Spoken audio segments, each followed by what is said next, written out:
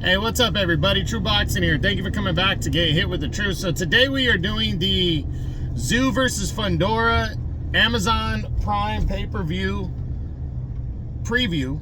And I'm going to cover the free card that's headlined by Elijah Garcia and Tyrone Davis. And then I'm going to cover the big card that's on pay-per-view. So I'm doing a combo here because they're all pretty much on the same card. You just get two good fights for free on the undercard, and then you get the four pay-per-view fights. So before we get into that, if you could smash the like button, leave a comment, or subscribe to the channel, I really do appreciate any and all support that I can get as I continue to build my channel here. So let's jump into the free card that, you know, when Keith Thurman got hurt, that really, I mean, it actually was, it ended up being a good thing, because not only did Sebastian Fundora step into the main event and make that a way more interesting fight, which we'll get to, but it opened the door for an interim title fight here on the free portion of the Prime show that is the co-feature is a badass 154-pound battle for the interim WBC super welterweight title at 154, as it's going to see the hard-hitting Sergey Bohachuk, 23-1, 23 knockouts, was supposed to fight Sebastian Fundora for the interim title. I mean, for the vacant title, actually. And now he's going to be fighting for the interim title against former interim champion and Sebastian Fundora conqueror, Brian Mendoza. Now, this is a very intriguing bout right here. It's one of the ones on this entire card that I am super looking forward to, like big time. Because essentially the winner of this fight is going to be number one contender to Tszyu and Fundora, the winner of that fight. Whether that one happens next or not is up in the air, especially with it being a WBC interim fight, because if, for instance, you know, Terrence Bud Crawford has put in to become the next challenger in the WBO, so the WBC would absolutely honor that and allow Crawford to fight and just leave the winner of this fight as the interim champ for now. But all that being said, the matchup itself is a good one. You got Bohachuk, really doesn't have a big win like a Brian Mendoza on his resume.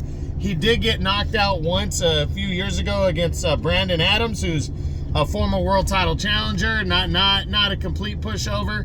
And you know, I could see a similar kind of situation here with Mendoza, because Mendoza is that guy that just has nothing to lose. He comes in there, he's been in a ring with good fighters. You know, he lost to Jesus Ramos a couple years back, and then this year, in 2023, hit the jackpot when he scored an insane upset knockout victory over Sebastian Fundora, and then followed it up with a title shot against Tszyu, where he came up short, losing a decision, but fought hard. So now he's coming in against Bohachuk with another opportunity to become interim champ and get another title shot. And again, I just think he's got that nothing to lose attitude. But looking at everything as a whole, Bohachuk coming in likely the favorite. He's the bigger fighter. He's the longer fighter. You know, not by a great deal, but by enough to where he, I think he's going to win this fight. I think this fight could be an all-out war right here between these two. I think it's going to be very good on that Prime undercard, and I think Bohachuk is going to get either a late stoppage or a decision victory over the always game Brian Mendoza. But again, I think it's close to a 50-50 matchup, but I wouldn't be surprised either way if Mendoza were to knock out Bohachuk or if Bohachuk were to dominate Mendoza. It's just got all those kind of qualities, and I'm really looking forward to this fight on the undercard. But I'm picking Bohachuk by a TKO. Then on the Prime prelim card main event that's on the free card, you're going to see Elijah Garcia and Tyrone Davis. Elijah Garcia, undefeated fighter. I believe he's 16-0 with 13 knockouts. I mean, the guy is just, he's 20 years old. And he's beaten a couple decent fighters, you know, that were along his level. And now he's just at that stage where he needs to step it up. And Kyrone Davis does provide that step up. He's a veteran at 29. He's a lot older than Garcia, but he's not an old man. But he's the kind of perfect opponent. Garcia's bigger, and Davis doesn't have that punching power that I think he's going to be able to keep Garcia off of him. So, but he's got a ton of heart, and he's going to mix it up, and I think he's going to take some of Garcia's shots. I think Garcia is going to have to really kind of grind, you know, pound on Davis for a few rounds, because remember, even David Benavidez couldn't put Davis away until the second half of the fight. I think he stopped him in the 7th of that fight. And I think we're going to see something along those lines. I think it will get to the second half of the fight, but I think Elijah Garcia is going to score a knockout victory in the second half and stay undefeated and keep pointing his star north as he tries to get in line for a title shot this year in the wide open middleweight division. Now to the pay-per-view portion of the card. Not really going to get into this one too much. Julio Cesar Martinez defending his flyweight title against Angelino Cordova, I think. I got Martinez retaining his belt. I don't really follow the flyweights all that much in great details, but I think he's going to retain his belt. Then the next fight on the pay-per-view card is going to see the WBA middleweight championship on the line as 40-year-old quote-unquote reigning champ Erislandy Lara, who hasn't fought in almost 2 years, makes the official first defense of his official middleweight run, not the regular belt, when he takes on Australian veteran Michael Zarafa. Zarafa's been around a long time too, but he's only 32, so he's definitely the junior here. He's the taller guy by about an inch, but Lara surprisingly has a 4-inch reach advantage. I think Lara is going to use that to his advantage. I think he's going to break down Zarafa, and I think he's going to stop him. But you do have to ask, when does Lara finally get old here? He hasn't fought in almost 2 years. He does always come in great shape, but how's he going to look in this this fight here against Zarafa?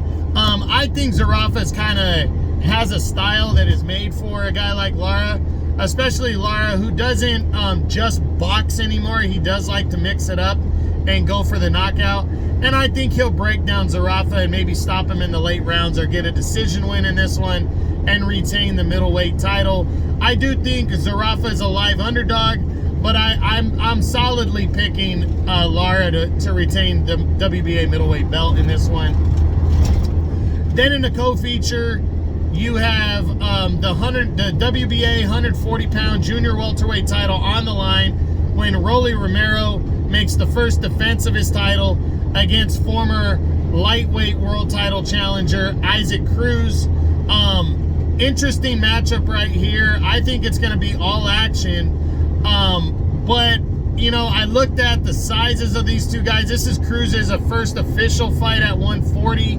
He hasn't fought all that much since his 2021 loss to Gervonta Davis. He's fought 3 times, got a couple knockout victories over lackluster competition like Yuriorkis Gamboa and a small Eduardo Ramirez, who is coming up in weight.